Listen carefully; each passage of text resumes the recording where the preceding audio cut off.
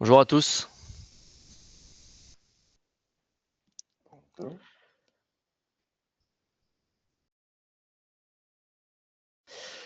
Alors on va démarrer gentiment et ça laissera le temps au dernier de se connecter. Merci à tous d'être là aujourd'hui pour discuter avec nous de ce sujet. Euh, et on peut commencer par se présenter. C'est peut-être la partie la moins intéressante. Les gens ne rateront pas grand-chose. Donc moi je suis Angelo et je suis directeur commercial chez Onclusive. Pour le marché français. Et je suis accompagné de Théophile aujourd'hui que je vais laisser se présenter. Bonjour à tous. Donc oui, voilà, moi c'est Théophile. Je suis directeur solution consultant, donc toutes les activités pre-sales et comment on positionne nos outils pour différents cas d'usage et les solutions qu'on peut apporter. Et donc aujourd'hui, on va passer à peu près, je pense, 40-45 minutes ensemble. L'idée, ça va être qu'on vous présente et qu'on parle de ce sujet, qui est un sujet qui change aujourd'hui. On le voit chez nos clients, le quotidien des équipes communication, marketing et même RP chez nos clients, sur le sujet des IA génératives et comment ces IA génératives elles vont construire aujourd'hui la réputation des marques. Et on va voir ensemble comment on peut mesurer ça. Donc c'est un terrain qui est nouveau, même si on en parle quand même depuis un moment des IA génératives et c'est quelque chose aussi qui occupe nos vies perso puisqu'on utilise quasi tous maintenant ces outils-là. Donc aujourd'hui, c'est pas une conférence à proprement dite sur la tendance IA en général, mais c'est vraiment un cadre de mesure sur le sujet de la réputation dans les LLM, donc vraiment quelque chose de très opérationnel. On va se baser sur des données, des cas concrets, et on aura une partie démo que Théo fera. Donc on ira ensemble sur notre solution pour voir comment on adresse le sujet aujourd'hui, nous, dans nos outils. On va faire juste un petit rappel pour ceux qui nous connaissent peut-être pas encore, mais on va pas s'attarder. Rappeler qui on est. Onclusive, on est un acteur un des leaders mondiaux de l'intelligence média. Et donc notre métier, c'est d'aller récolter de la donnée pour nos clients. Et notre force, ça va être qu'aujourd'hui, on peut récolter ces données sur un panel très large, un écosystème très large de sources, parce qu'on va pouvoir récolter de la donnée sur les médias traditionnels, donc la presse, qu'elle soit écrite ou en ligne, la télé, la radio, le web, les réseaux sociaux, les podcasts par exemple, et aussi désormais aujourd'hui le sujet qui va nous occuper, les LLM. Donc comment on va parler de nos clients dans ces LLM. Donc on va suivre toutes les marques sur l'ensemble de cet écosystème. Donc il y a un double ancrage maintenant entre la mesure de l'earned media et la mesure des IA maintenant qui va nous permettre d'avoir une vision complète de la réputation d'une marque. On va rentrer dans le vif du sujet de suite sur l'IA générative, c'est ce nouvel espace finalement qui construit désormais la réputation des marques. On démarre par 3 constats assez simples. Le premier constat, c'est que l'IA est véritablement maintenant un canal de réputation, puisqu'on on l'a dit, chaque jour, on peut utiliser ces outils. Chaque jour, il y a des millions de personnes qui vont demander. Alors on va juste pour en termes de langage et de verbatim, on va parler d'LLM, d'outils. Je parle évidemment des outils comme ChatGPT, Gemini, Grok, Claude ou Perplexity. Et donc ces outils sont utilisés aujourd'hui par tout le monde pour aider les gens à choisir une marque, à choisir un hôtel, à choisir un prestataire quand on est sur du B2B. Et donc finalement, la réponse qu'elles vont recevoir au sein de ces outils-là, ça va déjà façonner la perception qu'ils vont avoir d'une marque ou d'un sujet avant même de lire le moindre article, comme ils pouvaient le faire avant, ou même d'aller visiter le site d'une marque ou d'une entreprise. Donc on est plus sur une tendance prospective, mais on est vraiment sur quelque chose de très opérationnel aujourd'hui quand on utilise ces outils. Le deuxième constat donc, c'est que la réputation désormais d'une marque ou d'une entreprise, elle n'est plus uniquement médiatique, parce que on peut avoir d'excellentes retombées presse et avoir par exemple un bon score earned media si on le mesure. Et on peut dans le même temps être absent ou alors peut-être dépassé dans les réponses que vont fournir les IA, quand il s'agit de notre segment de marché. Donc ces 2 réalités finalement, elles coexistent, mais parfois il y a souvent aujourd'hui, comme c'est quelque chose de neuf, il y en a une seule qui est mesurée par la plupart des équipes, chez nos clients à date. Et le troisième constat donc, c'est que, la réputation, elle va être construite par agrégation algorithmique. On va le voir à travers différents biais dans la présentation. L'IA par essence, elle ne sait pas, donc elle va recomposer, ce qu'elle arrive à capter. Donc elle va puiser dans tout un écosystème de sources, elle aussi, donc dans l'earned media, les contenus owned, des avis, des signaux sociaux. Donc en fait, finalement, ce que l'IA va dire de votre marque, ça va dépendre de l'ensemble de cet écosystème et plus uniquement, de vos messages, officiels, on va dire. Et pour imager cela, on a mis une citation d'Andy Barr, qui résume bien le sujet, et quelque chose d'essentiel, qui est le fait que les RP, aujourd'hui, elles ont du mal finalement, les équipes RP à prouver, leur valeur, et la recherche IA, elle va offrir un nouveau moyen de démontrer cette influence, et de montrer comment on impacte, directement des réponses LLM. Donc c'est pas seulement un argument de principe, c'est vraiment quelque chose de mesurable, puisque l'earned media sur lequel vous travaillez déjà aujourd'hui, et bah, que vous générez, il va nourrir directement, les réponses que les LLM, donneront à propos de votre marque. Et donc, nous, on se base sur, pour structurer tout ce qu'on va vous partager aujourd'hui, on s'appuie sur un guide qu'on a publié, qui s'appelle The AI Visibility Playbook, et qui s'adresse à nos clients et donc aux équipes, RP, com et marketing. Et donc ce playbook, il se structure finalement, et c'est ce qu'on retrouvera après, dans la démo de Théo en termes de suivi en 3 blocs, on va dire principaux. Le 1er, ça va être la mesure, donc comprendre, ce qui fait la visibilité IA, et on va le voir à travers, différents métriques et différents types d'écarts, qu'on essaie de mesurer. Il y a le diagnostic ensuite, donc c'est comprendre qu'est-ce qui pilote, votre visibilité? Quelles sont les sources qui font autorité pour l'IA dans votre catégorie, dans sur votre marché, quel est votre territoire narratif, et on va voir quels sont les 6 diagnostics actionnables. Et enfin démontrer. Donc démontrer, on va être sur la partie, actionnabilité, on va dire, donc interpréter, agir, reporter, et on va présenter un plan là-dessus en 5 étapes. Et donc on va utiliser un fil rouge aussi pour que ça reste, concret tout au long de la présentation avec un cas, qu'on a analysé, qui est le cas de la chaîne d'hôtels Hilton. On a analysé, la brand reputation d'Hilton et comment l'IA et les outils d'IA répondent à cela. Et on a même été sur un sujet très spécifique pour pouvoir vous donner la comparaison. En termes de narratif, on a posé la question sur, quels sont les meilleurs hôtels pour des familles à Rome, sur les marchés US et UK, aux 5 LLM différents que j'ai cités tout à l'heure. Et donc, finalement, quand on pose cette question à l'outil, on lui donne donc une marque, un secteur, on va pouvoir ajouter une problématique, et l'outil, lui, va générer automatiquement des prompts, pardon, pour pouvoir aller récupérer les données qui l'intéressent. Donc tout ça, c'est une analyse qui est construite vraiment à titre d'exemple, donc que vous retrouvez dans le playbook, mais elles sont réelles en tout cas.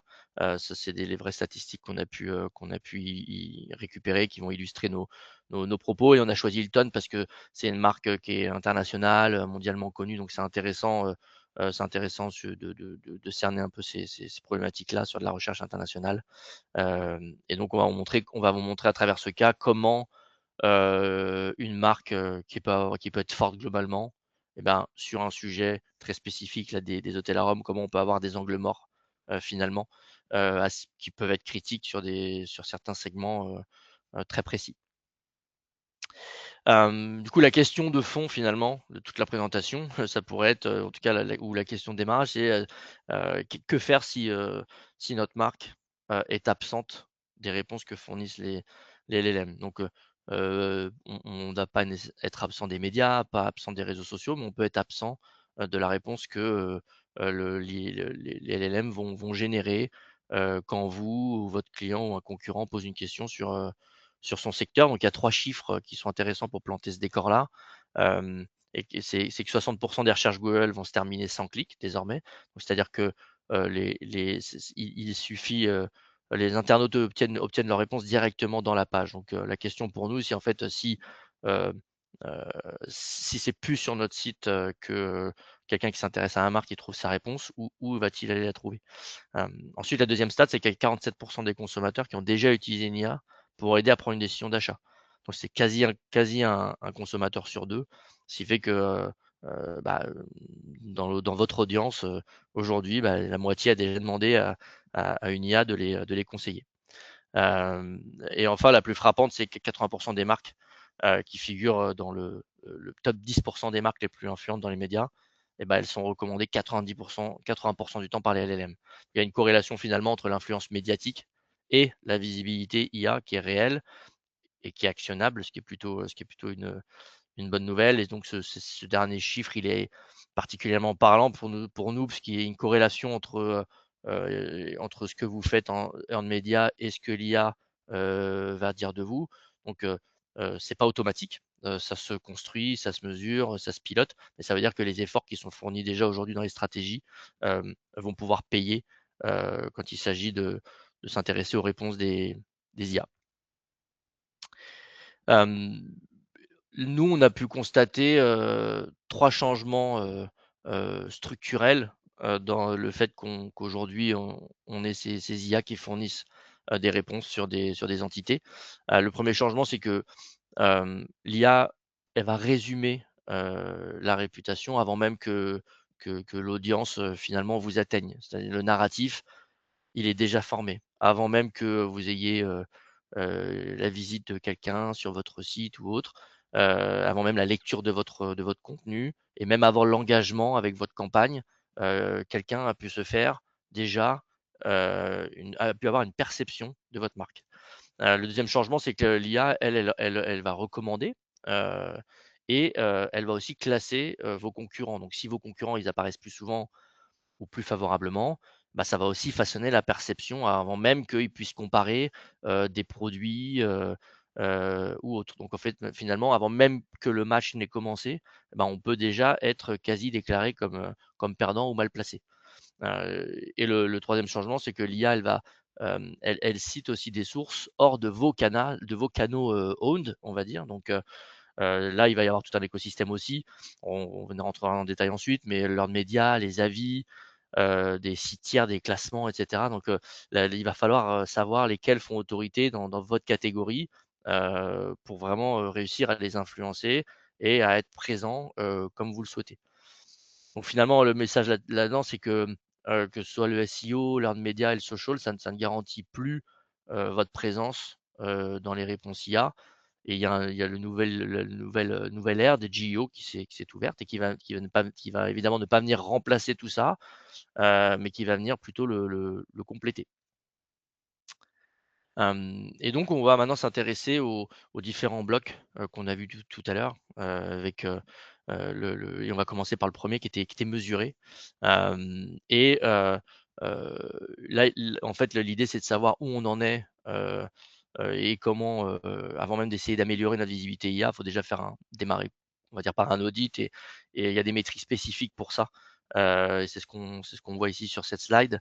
Nous, on parle d'écart, c'est q les d'écart, on peut parler d'angle mort aussi.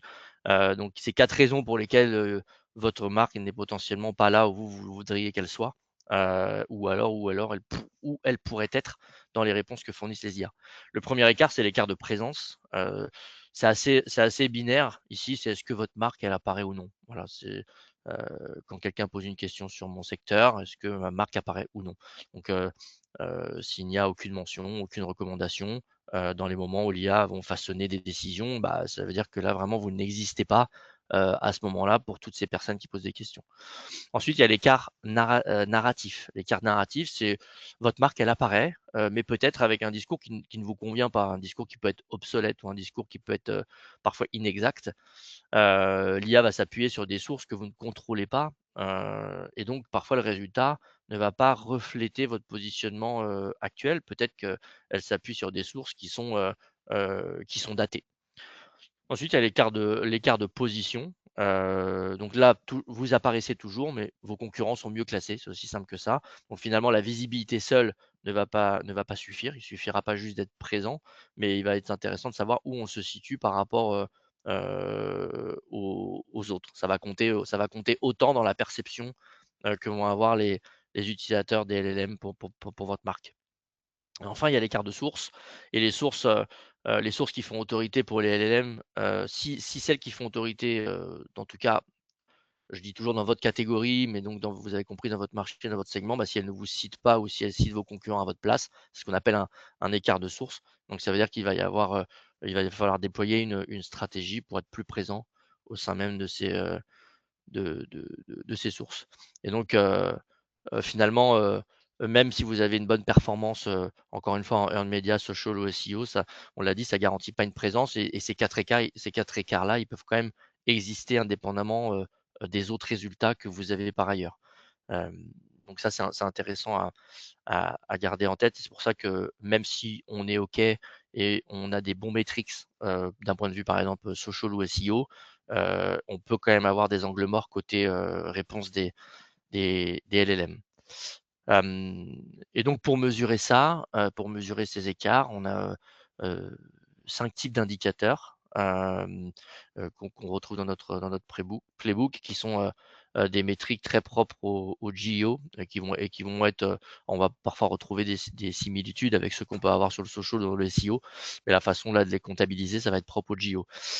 Le premier, c'est la visibilité, donc c'est le pourcentage des réponses, d'IA dans lesquelles vous apparaissez, dans lesquels votre marque est mentionnée. Donc, et là, on revient sur tout à l'heure, est-ce que je suis présent ou absent? Bah là, ça va être le pourcentage de où je le suis parmi toutes les réponses. La position moyenne, donc ça, c'est le rang moyen par rapport à à vos concurrents. Est-ce que vous êtes mentionné en sixième position?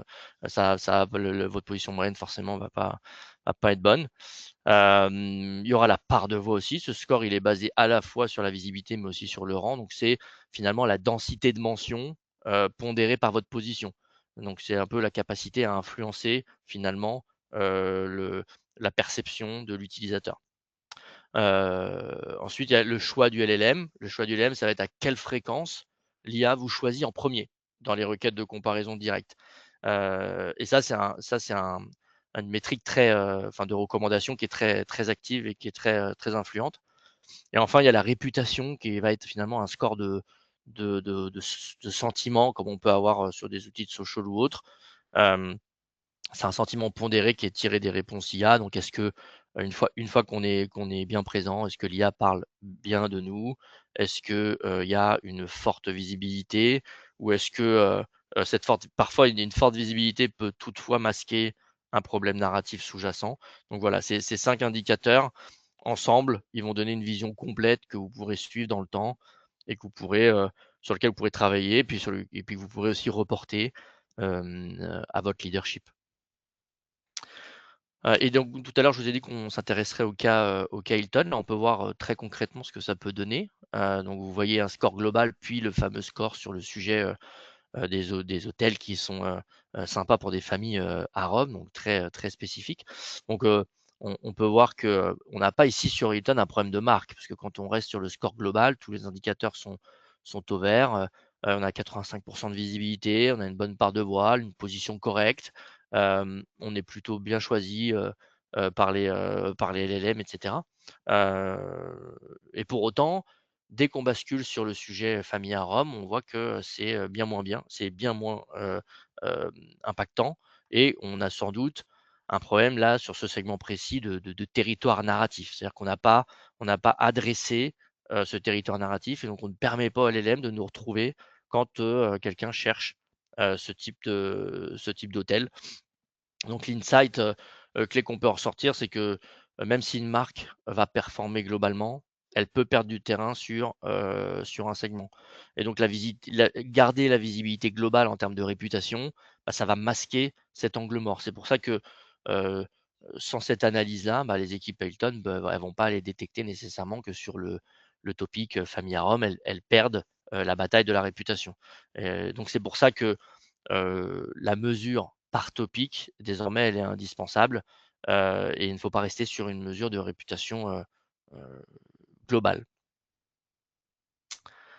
Enfin, on va passer au deuxième bloc, qui est le diagnostic. Donc, on a mesuré, donc ça nous a dit où on en était. Maintenant, on va diagnostiquer et diagnostiquer, ça va nous dire, pourquoi et qu'est-ce qu'on peut faire? Et c'est là que le GEO devient vraiment, actionnable finalement pour, les équipes, chez nos clients, donc les équipes, communication et marketing. Tout à l'heure, je l'ai dit un peu en intro, l'IA, elle ne sait pas, elle probabilise, elle agrège des données, donc finalement elle recompose aussi, à partir de probabilités et donc elles sont façonnées par, un large ensemble de signaux, dont j'ai parlé tout à l'heure et donc il y a aussi un point important, c'est que finalement, en dehors des équipes de développeurs, de ces outils-là de LLM, personne va pouvoir savoir très exactement comment chaque source est pondérée. En revanche, on peut identifier quelles sources apparaissent dans les réponses et où votre marque, elle est sous-représentée ou est-ce qu'elle est tout simplement, sans être sous-représentée, peut-être devancée par d'autres. Et c'est pour ça que le GEO, ce n'est pas que du contrôle, de l'IA, ça va être, de la compréhension de signaux, identifier les gaps dont on a parlé tout à l'heure, renforcer des contenus et renforcer aussi, les contenus, surtout sur les sources d'autorité sur lesquelles les LLM vont s'appuyer, pour définir cette réputation. Donc, en fait, le flux, il est assez simple. Il y a des inputs qui vont nourrir les LLM, qui vont générer des réponses et que, notre module que va présenter après Théo va être en mesure de mesurer pour vous dire où agir, ensuite. Et donc on revient à notre cas, Hilton pour imager cela. Donc l'analyse des sources, c'est un des éléments les plus importants pour pouvoir actionner des choses, sur, notre module GeoAnalytics. Et donc on voit que, par exemple, dans le topic Family-Rom, il y a 52 sources, qui ont été identifiées, dans les réponses IA. Il y a 39 qui sont des articles de presse, et 33 qui sont des sites corporate. Mais le chiffre, qui change tout, c'est que sur ces 52 sources, il y en a seulement 7 qui sont favorables à Hilton. Et les autres, ils sont soit neutres, donc ça veut dire impact faible, ou carrément défavorable, donc fort impact mais négatif. Donc ça veut dire que les LLM, elles citent des concurrents ou alors elles sous-représentent Hilton, quand ces sources-là, apparaissent. Et l'exemple concret, qu'on a sur là, on le voit sur les URL, c'est que, par exemple avec BBC.com, Hilton, on voit qu'il est absent, de 4 requêtes ou alors où il pourrait raisonnablement apparaître. Par exemple, Which family hotels room should I book? Bah, il va être absent. La marque, elle perd également sur 2 autres requêtes de comparaison directe quand le BBC.com est cité. Le New York Times a le même effet. Donc on peut voir que ces 2 sources qu'on va appeler comme des sources un peu d'autorité, bah, si je suis absent sur ces sources-là, eh bien je vais être absent ou mal placé des réponses des IA. Alors que Hilton, quand on restait au global, était par ces mêmes médias, bien positionné. Donc en fait, le message, c'est que identifier vos sources défavorables, ça va être quelque part définir votre agenda de communication earned media. Et ça va être ces médias, faudra que ce soit nos priorités, de ciblage pour pouvoir impacter les réponses et finalement corriger, les angles morts qu'on peut avoir sur des segments spécifiques de notre entreprise ou de nos produits. Hem,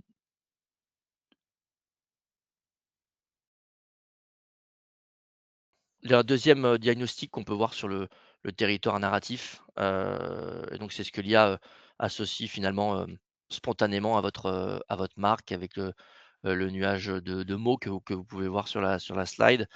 Et donc pour quand on prend le cas d'Hilton, bah, les LLM l'associent principalement la marque à, Hospitality Operations par exemple, à Luxury Hotels. Donc c'est des associations assez fortes et puis qui sont légitimes pour la marque. Mais en revanche, famille et Rome, bah, c'est quasi absent, de ce territoire, narratif dominant. Donc, l'IA, elle a une certaine image d'Hilton qui s'est forgée, mais qui est simplement pas l'image que les équipes essaient de construire sur ce segment, précis, d'où, la nécessité de découper la réputation en, comme on l'a vu, en sous-topics.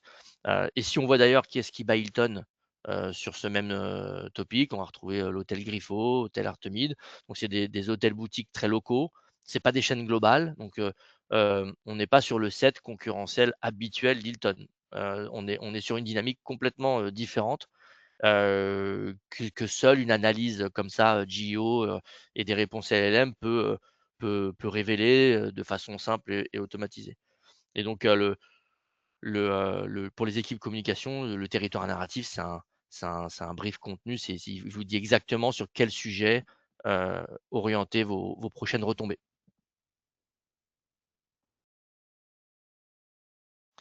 Nous, on a posé 6 axes de diagnostic pour essayer de passer la question, que dit l'IA de nous à, sur quoi devons-nous nous concentrer en priorité. Le premier axe, c'est, l'autorité de source. Donc quelles sont les publications qui font autorité, dans la catégorie qui m'intéresse, ou par catégorie si j'en ai plusieurs évidemment pour les LLM. Et si on les connaît, et ben, on sait où on peut concentrer, l'outreach dans les prochains mois. Le deuxième axe, c'est la cohérence narrative. Donc, heu, votre discours est-il cohérent entre l'earned, l'owned, le social et les sources tierces? Puisque l'IA va agréger tout ça. Quand il y a une incohérence entre les canaux, bah, ça va aussi se retrouver dans la description de la marque, finalement, qui ne saura plus, sur quoi s'appuyer. Le troisième, ça va être le positionnement concurrentiel. Donc, où est-ce que vos concurrents ont un avantage dans les réponses IA et sur quel sujet? Et finalement, cet avantage IA, il va se construire dans le temps, donc il faut le détecter, assez tôt, pour pouvoir, agir, et envoyer les bons signaux, aux IA. Ensuite, il y aura le comportement de découverte. Donc ça, c'est quelles questions les audiences vont-elles poser aux IA à chaque étape de leur parcours? Ça va nous aider à comprendre ces prompts-là. On va en faire des prompts prioritaires et on va pouvoir, cibler, nos contenus pour pouvoir agir sur ça, sur ces réponses. Ensuite, il y a les écarts de contenu. Donc là, c'est quelles sont les questions, couvertes par vos concurrents que vous ne couvrez pas? Donc ça, c'est finalement, pour la stratégie, éditoriale là-dessus, ça donne un peu après carte blanche, pour aller impacter ça, et retrouver une bonne position, déjà être présent si on l'est pas, et retrouver une bonne position. Et ensuite, c'est l'impact des campagnes, donc toutes vos actions PR, contenu, influenceurs et cetera. Est-ce qu'elles améliorent la visibilité dans le temps, ou non, et pourquoi? Et c'est la boucle de mesure qui va permettre de prouver cet impact. Et on revient du coup, sur l'exemple d'Hilton. On a un peu parlé, de BBC, la BBC tout à l'heure. Le constat, qu'on fait, c'est que quand il y a des médias à forte autorité de domaine, heu, tels que la BBC ou, le New York Times, ils ont des filtres de pertinence, ce sont des filtres de pertinence importants pour les IA. Donc quand ces types de médias, ils vont couvrir un sujet, et bah, les LLM vont leur accorder un poids assez élevé. Et donc, finalement, ce que ces médias ne vont pas dire, de fait, bah, ça va être moins susceptible d'apparaître dans les réponses IA. Donc un média qui est éditorialement fort, et bah, il va être aussi algorithmiquement fort, pour les LLM. Le deuxième constat, c'est que l'outreach RP que vous produisez, il a désormais un double rendement finalement, puisque obtenir une retombée, dans ce type de média, dans un média d'autorité, bah, c'est gagner une visibilité éditoriale bien sûr, mais maintenant aussi une visibilité IA. Donc les efforts que vous mobilisez déjà pour la presse de référence, bah, ça va avoir une valeur algorithmique directe. Toujours évidemment, on revient sur les narratifs, à condition, d'y ancrer les bons narratifs. Et le troisième constat, c'est qu'un narratif qui est absent des sources d'autorité, ça devient vraiment un angle mort algorithmique. Donc, Hilton ne figure pas dans les articles hôtels familiaux à Rome, de BBC.com, tout simplement. Et donc l'IA ne peut pas, il peut pas l'inférer, même si la marque dispose de contenus positifs, par ailleurs. Donc finalement, la fréquence des retombées, ça va être très important, la cohérence des retombées aussi, et ça va être clé, pour qu'il y ait, ça va compter beaucoup plus qu'une seule, grande couverture, très ponctuelle. Et enfin, on arrive au troisième et dernier bloc, qui est celui de démontrer. Donc démontrer, une fois qu'on sait où on en est, une fois qu'on a compris pourquoi, bah ça va être agir et pouvoir aussi, reporter, au-delà d'agir.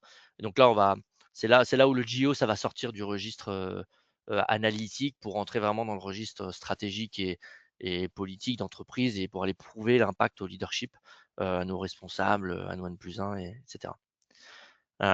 Et ce que ça change, concrètement, c'est on a vu ensemble les données, Hilton.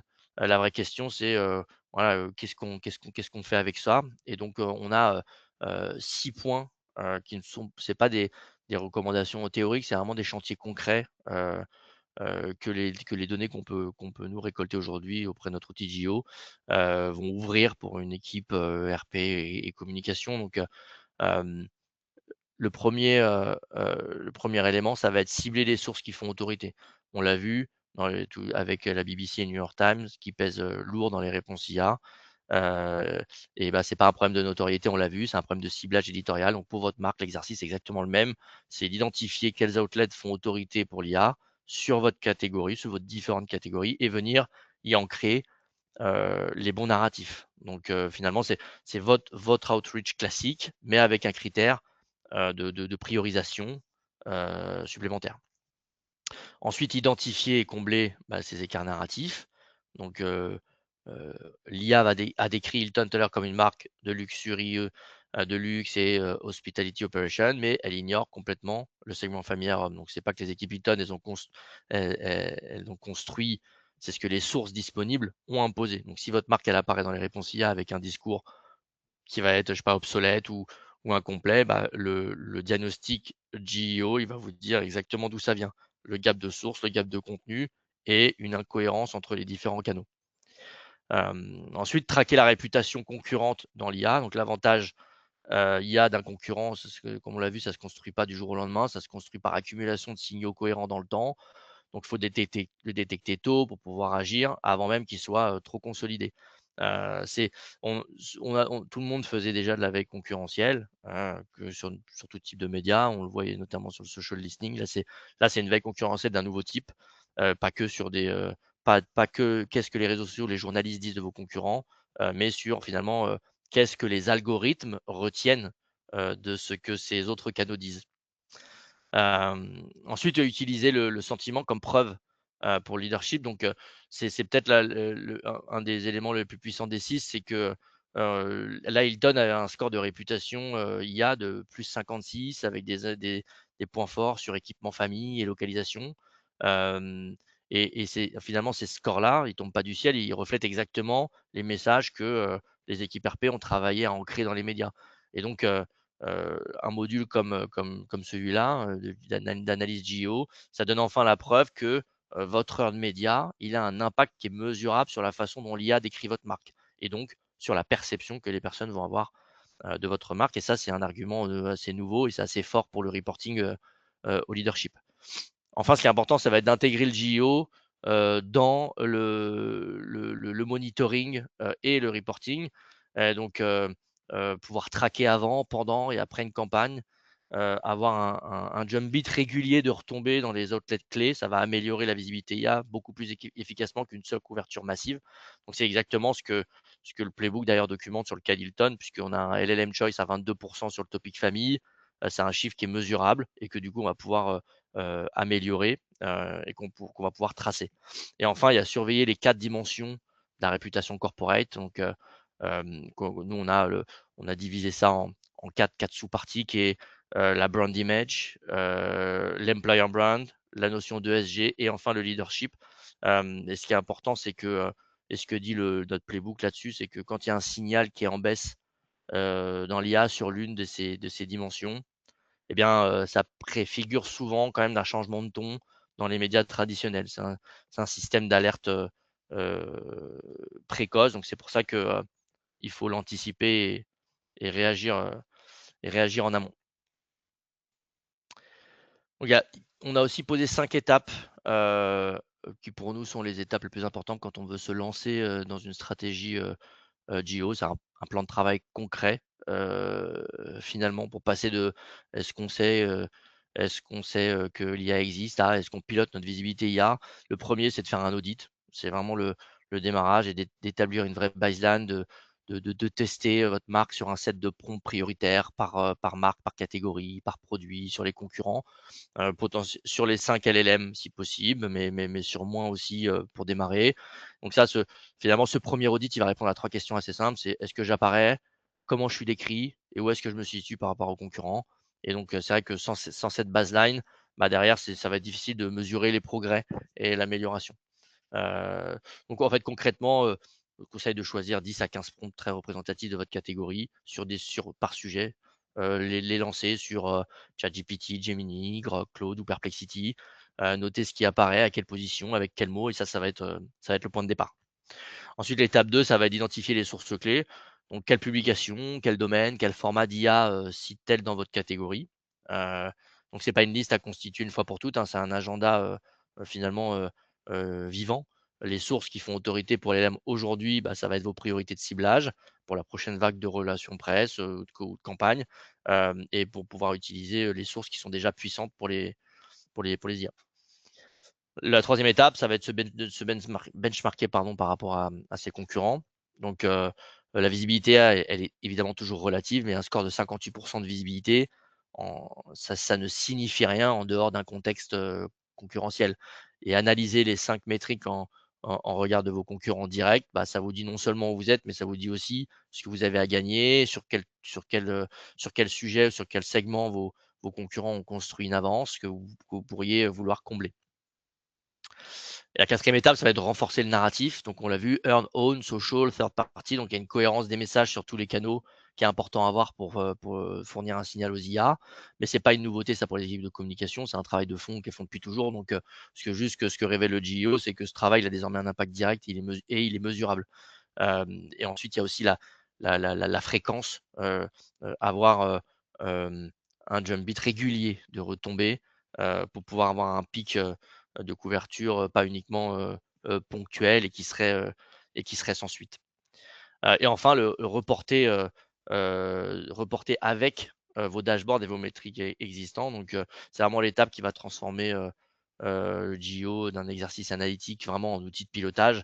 Donc, il faut vraiment intégrer cette visibilité dans vos dashboards de média monitoring que vous avez aujourd'hui pour avoir une vue la plus complète possible.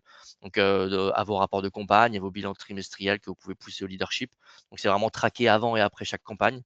Et donc, ça, à travers le temps, bah, vous verrez comment votre activité earned, elle va influencer votre position euh, dans les réponses IA, et vous aurez une preuve chiffrée finalement pour le dire. Et ça y est, cette notion aussi souvent de ROI qu'on recherche et que nous, même au travers du social listing, dont on nous a toujours parlé, là, on a des preuves assez concrètes à travers ce que vont répondre les IA.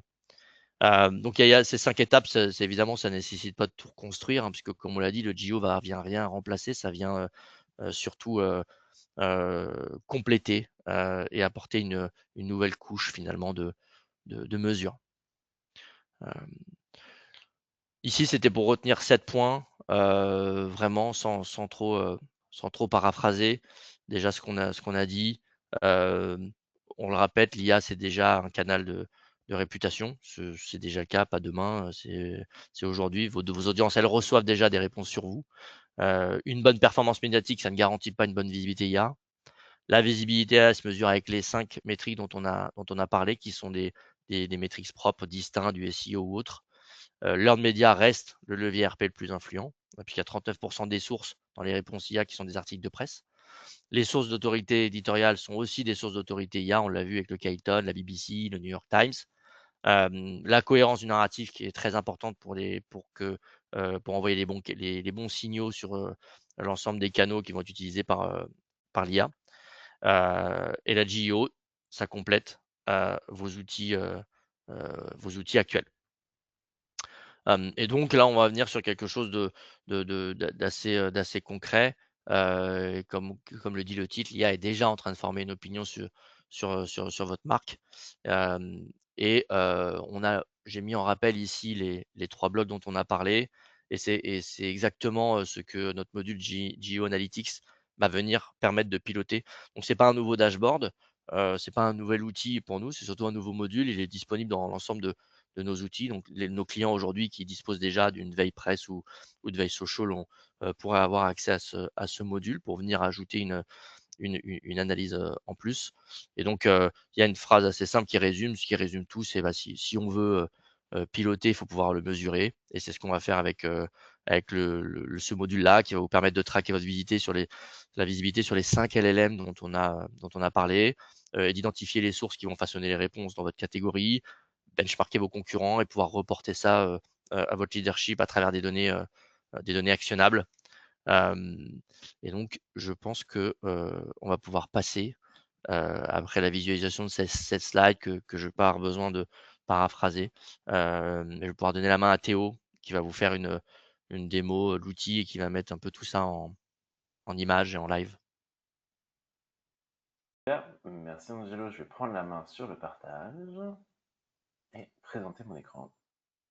Super. Du coup, pour ce cas d'usage, c'est un peu comme ce que vous a présenté Angelo avec Hilton, mais ici on va regarder Toyota. Dans ce cas-là, on regarde Toyota sur plusieurs pays.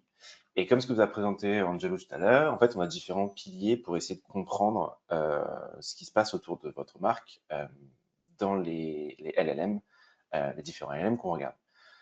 Dans ce cas, en fait, je pense que ce qui va être intéressant, c'est de partir de questions. Donc, comme ce que disait Angelo tout à l'heure, le départ, c'est comprendre et auditer votre présence.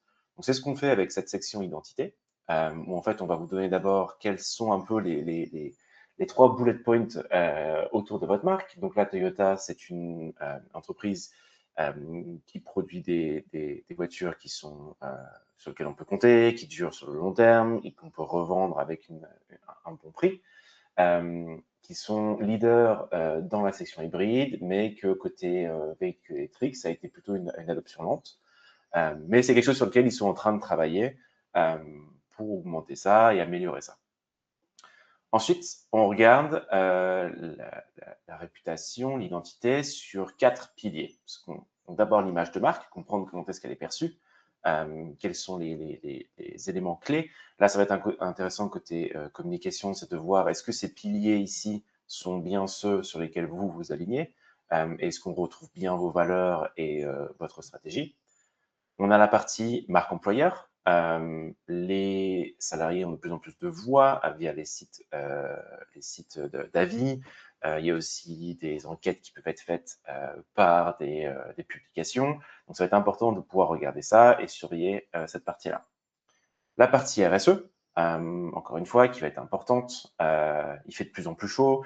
Potentiellement, les consommateurs vont s'y pencher de plus en plus. Donc voilà, ça va être un pilier très important. Et enfin, la partie leadership, comment sont perçues les voix et les dirigeants de l'entreprise. On peut très bien imaginer qu'ici, Tesla, avec Elon Musk, cette analyse serait beaucoup moins positive et beaucoup plus mitigée, si ce n'est négative. Donc, une fois que vous avez ici cette analyse, vous allez pouvoir vraiment comprendre comment est-ce que votre entreprise est perçue. Ce qui est intéressant, c'est qu'à tout moment, si vous voulez aller plus loin dans cette donnée, vous allez pouvoir cliquer dessus et on revient toujours aux sources. Comme ce que disait Angelo tout à l'heure, les sources clés, ce sont les sources qui vont vous permettre de comprendre d'où vient cette analyse qui est produite par les LLM pour que vous vous assuriez que, potentiellement votre site corporate soit bien présent et soit bien parmi ces sources. Et ensuite, quelles sont les autres sources qui sont considérées et afin que vous puissiez commencer à développer votre stratégie, de dire si je manque de visibilité sur ces sources-là, comment est-ce que je vais pouvoir créer une campagne pour essayer d'y apparaître. Est-ce que le contenu ne pousse pas les bons sujets de conversation que j'aimerais pousser. Donc voilà, vous allez vraiment avoir cette suite d'actions qui vont vous permettre de toujours comprendre et revenir à la source avec lesquelles les LLM s'alimentent.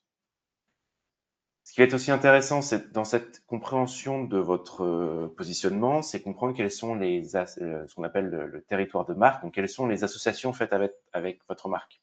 Ici, on voit que Toyota est très souvent mentionné avec les véhicules hybrides, tout d'abord, et potentiellement hybrides et électriques. Mais concrètement, l'image, l'identité hybride est encore très, très présente. On voit qu'ils sont en plein shift pour passer pour pousser le côté électrique. Donc voilà, là, on sait potentiellement, il y a un sujet autour de ce positionnement qu'il faut qu'il continue à pousser pour s'assurer qu'il soit bien associé avec potentiellement les voitures électriques plutôt que les voitures hybrides. Et enfin, on va regarder aussi ces associations et voir comment est-ce qu'elles sont poussées. Donc on voit que on a beaucoup de fiabilité autour et de motorisation hybride efficient, qui sont bonnes. Est-ce que c'est positif? Est-ce que c'est négatif? Et qu'est-ce qui pousse le côté négatif? On voit qu'ici, c'est vraiment autour du positionnement autour des voitures électriques. Donc, on sait d'où est-ce que ça vient. Encore une fois ici, à tout moment, je peux aller voir quelles sont les sources qui poussent ce narratif pour vous assurer de savoir, encore une fois, quelles sont les sources que l'on doit prioriser afin de comprendre ce qui s'y passe. L'étape suivante, ça va être de vous comparer à vos concurrents. Donc, ce qui va être intéressant, ce sont donc ces métriques que vous a présenté Angelo tout à l'heure, donc la part de voix, la visibilité, le positionnement moyen. Est-ce que les LLM recommandent la marque et quel est le sentiment? Une fois qu'on a ces métriques, l'idée c'est d'en avoir plusieurs afin que ce ne soit pas juste la note sur votre copie de stratégie communication et marketing, mais vous donner plusieurs éléments afin que vous puissiez comprendre mieux votre positionnement et savoir où est-ce qu'il faut concentrer vos efforts. Est-ce que c'est une question de visibilité? Donc, est-ce qu'il faut créer plus de contenu? Est-ce que c'est une question de recommandation par les LLM? Donc, potentiellement, là, c'est améliorer le contenu et pousser plus certains messages afin que vous soyez mieux considéré? Ou est-ce que c'est une question de sentiment où vous êtes bien visible, mais pour les mauvaises raisons? Donc, c'est ça qui va être important. Et avec ça, on peut aller plus loin en créant ce que nous on appelle différentes catégories qui vont permettre notamment d'aller voir différents éléments de l'entreprise. Ici, on regarde les voitures électriques et les SUV, donc des lignes de produits chez Toyota. Potentiellement, ça peut être aussi des campagnes, des positionnements de messages. On l'a vu avec certains de nos clients qui essaient de comprendre s'ils sont perçus comme une entreprise forte financièrement. Ici, on va vraiment pouvoir, comme on peut customiser tous les prompts, vous allez vraiment pouvoir définir exactement où est-ce que vous vous positionnez et quel est l'angle avec lequel vous voulez analyser votre image de marque et votre positionnement sur les LLM. Ici, ce qu'on essaie de vous montrer, c'est dans ces différentes catégories, comment est-ce que vous vous placez. Donc, est-ce que votre catégorie, d'abord, est visible? Et ensuite, est-ce que vous êtes recommandé par les LLM? On voit ici que côté SUV pour Toyota en France, en Espagne et en Angleterre et en Italie, relativement, la catégorie est visible. Les LLM perçoivent Toyota comme étant présent sur cette ligne et relativement un bon choix à recommander selon les différents pays. Côté voiture électrique, on voit que c'est exactement l'inverse. Non seulement ils sont peu visibles, mais en plus, ils sont très peu recommandés. Donc là, voilà, encore une fois, on a une idée. Dans ce changement de paradigme pour l'entreprise, de stratégie, pour passer côté voiture électrique, il y a beaucoup d'efforts à faire. Et pour aller plus loin, on va pouvoir aller retrouver comment est-ce que je me positionne par rapport à mes concurrents. Donc, qui est le leader sur le marché? Quelles sont les entreprises qui sont considérées? Ici, on les ordonne par part de voix, donc c'est-à-dire le nombre de mentions des marques dans tous les prompts qu'on a envoyés et quelle est la visibilité quand la marque est mentionnée. Et on voit que Toyota est numéro 4 avec 5,7% de part de voix. Donc voilà, ici, là, on a notre positionnement, on sait à peu près comment ça va se passer. Et l'idée, c'est comment je peux aller plus loin. Ce qui va être intéressant, c'est qu'une fois que j'ai vu que, OK, donc je manque de part de voix, potentiellement, ma visibilité est pas la meilleure par rapport à mes concurrents, je vais pouvoir créer une suite d'actions qu'on va aller chercher, qu'on va aller définir un peu plus loin, créer ma campagne. Et dans l'idée, c'est qu'une fois que vous avez analysé tout ça, vous allez lancer votre campagne, vos différentes actions, créer du contenu sur des publications, potentiellement sur les réseaux sociaux selon les différentes sources qui vont être pertinentes. Vous revenez une semaine après et on va pouvoir réanalyser tout ça. Ici, on voit que la part de voix est montée de 2%, la visibilité de 10%. Donc voilà, c'est vraiment cette idée, c'est qu'avec ces chiffres clés, vous allez pouvoir étudier ça au fur et à mesure, voir le retour sur investissement des actions que vous allez entreprendre et pouvoir justifier non seulement ce que vous avez fait, et aussi les résultats de ce que vous avez fait. Ça va aussi vous permettre d'apprendre. Ce sujet, comme l'a dit Angelo, est nouveau pour vraiment beaucoup d'entreprises. Donc l'idée, c'est comment est-ce qu'on analyse, comment est-ce qu'on apprend et comment est-ce qu'on affine nos actions et nos stratégies pour vraiment aller au plus loin. Ce qu'on vous donne aussi, c'est vraiment la liste de sources. On vous donne exactement d'où est-ce qu'elles viennent. On voit ici évidemment donc, beaucoup de publications dans les médias à travers le monde. On voit à quel point elles ont été utilisées. Ce qui est intéressant, c'est qu'on vous donne aussi est-ce que le contenu est favorable envers votre entreprise. Ce qui va être intéressant, c'est qu'on peut voir que ici Toyota n'apparaît pas. Donc potentiellement, il faut qu'ils créent du nouveau contenu pour vraiment s'assurer qu'ils apparaissent et en plus, le contenu que eux contrôlent, c'est-à-dire le contenu qui est sur votre site web, va vous aider à pousser toutes ces conversations. On le voit notamment, c'est qu'ici, tout à l'heure, on voyait qu'il y a une semaine, l'un des principaux concepts associés à Toyota était les voitures hybrides. Et ici, on voit que ce sont les véhicules électrifiés. Donc, on voit que c'est un changement de narratif. On enlève la partie hybride. C'est pas encore les voitures, ils sont pas encore associés avec les voitures électriques puisqu'ils ont encore assez peu de modèles. Mais on voit qu'ils ont changé le terme en électrifié. Cette catégorie comprend les deux, mais enlève ce terme d'hybride comme vraiment associé avec la marque Toyota, de l'esprit des LLM et donc potentiellement des consommateurs. Donc l'idée, c'est que vous allez pouvoir contrôler vraiment ces termes associés avec vous. Et pour ça, il faut que vous puissiez le mesurer, il faut que vous puissiez le voir et puissiez l'analyser. Là où on peut aller plus loin, c'est qu'une fois qu'on saute dans les catégories, c'est ici que vous allez avoir le plus de détails. On revient donc du coup avec l'identité sur cette catégorie, quelles sont les associations faites avec la marque, mais vraiment ce qu'on va vous donner, c'est exactement les prompts qu'on a envoyés. Ici, je vais regarder seulement la France, afin qu'on puisse lire tout ça ensemble. Et donc ici, vous allez pouvoir voir dans la visibilité, ce que l'on fait, c'est qu'on pose des questions avec ces prompts. Ici, on choisit des prompts plutôt simples. Ça va nous permettre d'introduire le moins de biais possible.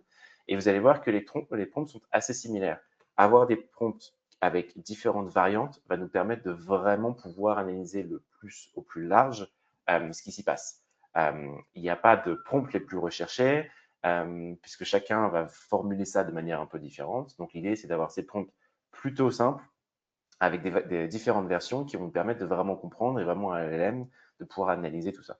Ici, on voit que concrètement, sur ces questions, les voitures les plus innovantes, les voitures électriques les plus abordables, Toyota, tout simplement, n'apparaît pas, n'est pas considéré par LLM. On va voir Tesla, évidemment. On va même voir des modèles assez chers comme Lucid.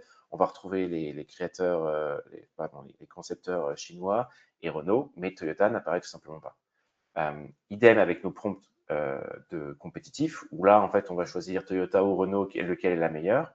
On voit que pour ChatGPT et Gemini, c'est plutôt mitigé. Par contre, pour Grok, concrètement, Renault est l'entreprise recommandée entre les deux. Donc voilà, là, vous allez pouvoir voir quels sont les LLM sur lesquels vous voulez vous concentrer. Potentiellement, ils ne sont pas tous intéressants pour vous. Et encore une fois, quelles sont les sources qui ont permis de donner cette analyse pour les LLM et donc là où vous devez vous concentrer. Et enfin, on a la perception. Encore une fois, ici, on va pouvoir voir quel est le sentiment et quels sont les thèmes autour du sentiment. Pour que vous puissiez, encore une fois, analyser quels sont les messages et les narratifs que vous voulez pousser pour changer cette perception. Et voilà, donc ce qui est intéressant, c'est très mauvais sur la partie électrique. Dans l'idée, c'est que vous partiez de ceci pour arriver à la catégorie SUV, où ici, on va pouvoir voir qu'au niveau visibilité, Toyota est numéro 1 pour certains des LLM, dans les meilleurs SUV en France. Au niveau compétitif, on va pouvoir voir que entre Toyota et Hyundai, qui est le meilleur SUV, on voit que ChatGPT et Grok annoncent que Toyota est la meilleure. Gemini est plutôt mitigé. Donc voilà, ça va nous permettre vraiment de voir, OK, quels sont les effets sur les différents prompts qu'on a lancés, comment est-ce qu'on a fait évoluer cette perception avec les sources qui sont reliées à tout ça. Donc, notamment ici, on va pouvoir voir Caralisiac, L'Argus, Autoplus, Peugeot, Le Figaro. Donc voilà, s'assurer que vous soyez bien visible et que vous puissiez agir sur ces différentes sources. Voilà, c'est à peu près tout ce que j'avais prévu pour cette démo. L'idée, c'est que maintenant, on va pouvoir laisser place à des questions. Donc, du coup, n'hésitez pas à les mettre dans le chat ou si Angelo. Merci Théo. Oui, en effet, il nous reste 5 minutes, donc on va pouvoir voir s'il y a des questions. On va les prendre dans l'ordre. La première question qui était 60% des recherches Google se terminent sans clic, est-ce aussi vrai pour le B2B? Ah oui, c'est une stat globale, hein, sans distinction B2C, B2B, grand public, etc. Donc ça veut dire que les recherches B2B sont comprises dans cette statistique. Il y a une autre statistique qui est intéressante là-dessus, qu'on n'a pas abordée, je l'ai plus très exactement en tête, mais on a maintenant quand même une part de la population et qui est encore plus importante quand on descend sur des générations plus jeunes, qui même carrément font des premières recherches directement sur les LLM et plus sur Google. Ensuite, comment mesurer un score global? Vous compilez le score de... Oui, en effet, je ne sais pas si, si ce qu'a montré Théo a répondu aux questions, mais ça va être, les scores sont une somme de tous les résultats et tous les prompts qu'on a pu analyser, toutes les sources, etc. Donc c'est vraiment des scores globaux. Puis vous voyez que les catégories sont faites justement pour descendre sur des sujets bien spécifiques et pour aller sur, comme dans le cas Hilton tout à l'heure, pas sur quelque chose de global, mais sur quelque chose d'affiné. Une autre question, il y avait comment reconnaît-on un média à forte autorité? Est-ce lié à son audience? Alors c'est lié évidemment à l'audience, mais pas de la même façon, qu'on pouvait avoir auparavant. Donc évidemment l'audience, d'un média, c'est lié à son autorité, mais c'est plus la cause directe ni l'unique indicateur. Il y a d'autres indicateurs, on l'a vu d'ailleurs avec le cas Hilton, c'est un média d'autorité, certains étaient des médias d'autorité tout en ne fournissant pas de réponse, parce que maintenant il y a d'autres, les LLM vont accorder, en tout cas sur un sujet spécifique, de l'importance, oui, aux médias d'autorité, c'est-à-dire qu'est-ce qu'ils publient souvent sur un sujet, et quelle est la fréquence des publications. Les IA, ils vont évaluer en fait l'autorité selon des critères de confiance, de niche, de fiabilité de l'information, et pas juste sur de l'audience, et pas juste sur un volume de trafic ou de clics. Voilà, ça va être un peu plus Pour complexe. rajouter à ce que dit Angelo, il y a aussi des partenariats qui sont faits selon les pays, selon les modèles. On sait que ChatGPT a fait, OpenAI a fait un partenariat avec Le Monde. Donc en plus, il y a des éléments qu'on ne connaît pas et que donc du coup, il faut qu'on regarde. Et ça rejoint un peu la question de Charlotte sur le côté euh, boîte noire euh, des algorithmes. Tout à fait. En fait, et non seulement les algorithmes sont des boîtes noires, il y a aussi des partenariats sur lesquels on n'est pas au courant qui ne permettent pas toujours de savoir en avance ce qui va être important, mais justement, c'est l'importance des outils qui vont pouvoir vous montrer exactement qu'est-ce qui est utilisé et où concentrer vos efforts. Exactement. D'autres questions? Attends, je vais essayer de reprendre dans l'ordre. Cet outil est-il à part par rapport au contrat de surveillance presse? Alors, il est à part dans le sens où c'est en effet un add-on, et donc c'est un budget additionnel, mais ça, comme je disais, ça reste embarqué déjà dans les solutions. Donc, si quelqu'un a déjà un outil de surveillance presse, ce sera juste dans le même outil, un autre module à débloquer en fonction du besoin, parce qu'on n'a pas un unique prix, ça va dépendre du nombre de marques qu'on souhaite surveiller, du nombre de pays dans lesquels on souhaite surveiller, du nombre de catégories qu'on souhaite avoir. Donc, un pricing comme ça sur mesure, mais ça sera embarqué dans le même outil pour ne pas ajouter un outil aux gens qui le souhaiteraient. Est-ce que, LinkedIn est source étudiée par l'LM, notamment sur l'acid leadership? Quelle est sa proportion par rapport aux autres réseaux sociaux? Donc, la réponse, en tout cas, c'est oui. LinkedIn, c'est traqué, c'est scrappé. Mais après, il y a, en fait, de la même façon que par exemple sur des outils de social listening, on avait une façon d'aller récupérer de la donnée qui était propre à chacun des médias, puisqu'ils ne nous laissent pas tous faire exactement la même chose. Ça va être le même sujet pour les entreprises LLM. Donc, par exemple, sur LinkedIn, il va y avoir des barrières strictes qui vont créer, il va y avoir une différence entre ce que va capter un outil sur un site web classique par rapport à ce qui va aller capter clairement sur LinkedIn. Donc, notamment sur tout ce qui va être tout ce qui est public et l'accès au poste. C'était un peu les mêmes sujets qu'on avait nous sur le listening.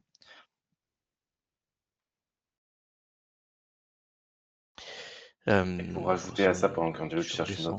une autre, ça va dépendre aussi des sujets que vous allez regarder. On a fait un test avec France Travail, par exemple, où LinkedIn était parmi les sources les plus prédominantes. Donc, ça va dépendre aussi du thème et de l'importance de ces sources. ce qui rejoint un peu une autre question que je vois et quid de Reddit.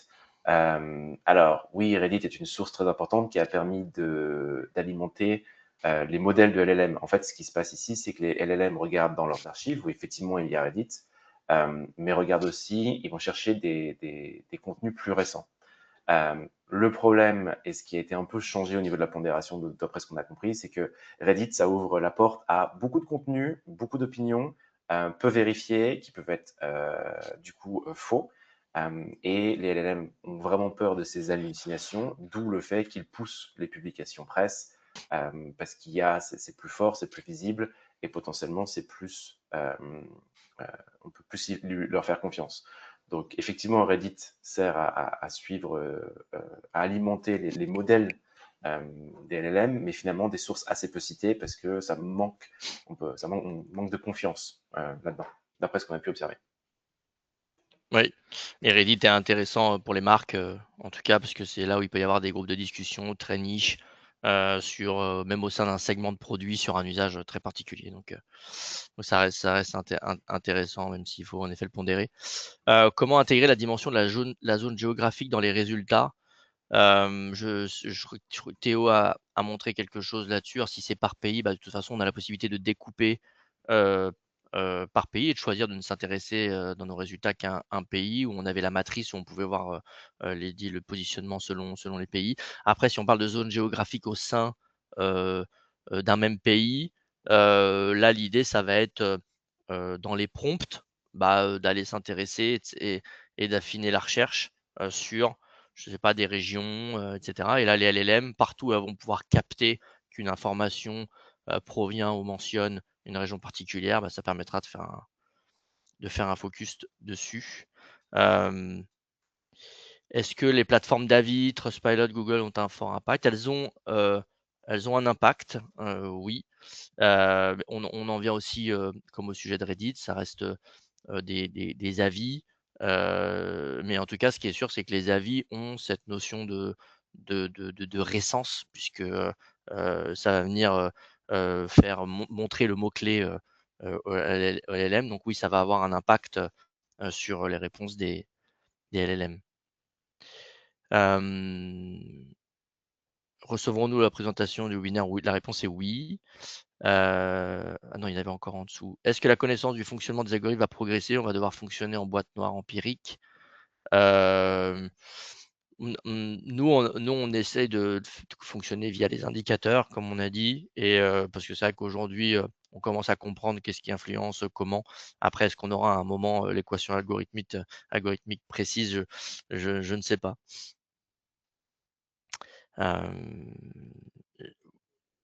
Chaque fois que je reviens en arrière, je reviens au tout début des questions.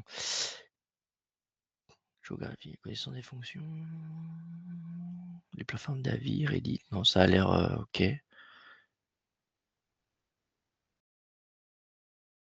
Je vois qu'on est à la fin du temps dédié à ce webinaire. Donc, si vous avez des questions aussi, n'hésitez pas à nous contacter. On sera ravis de prendre du temps pour venir vous en parler, vous présenter la solution, potentiellement faire des tests avec votre entreprise pour voir ce qui pourrait vous intéresser et discuter avec vous un peu plus profondément de ces sujets.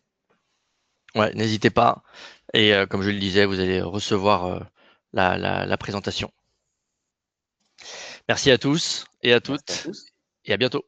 Très bonne journée. Au revoir. Au revoir.